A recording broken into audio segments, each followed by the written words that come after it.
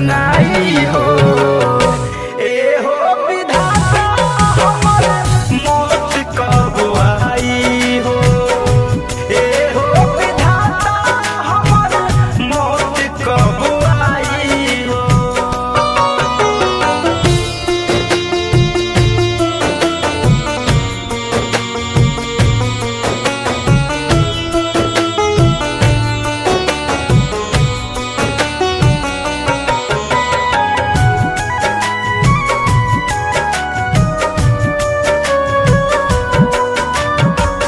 चहल गइल के हमर जिंदगी खराब हो। जियता रुझान तू तो होके आबाद हो। चल गइल के हमर जिंदगी खराब हो। जियता रुझान तू तो होके आबाद हो। लगता जुदाई ओकर हो। लगता जुदाई ओकर जान लेके जाई हो।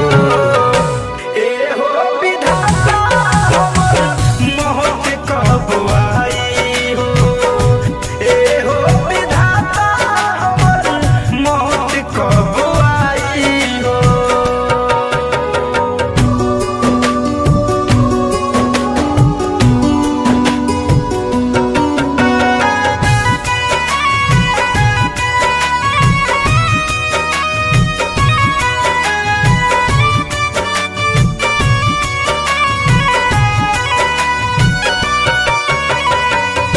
कैसे के प्यार केहू करियन जान से।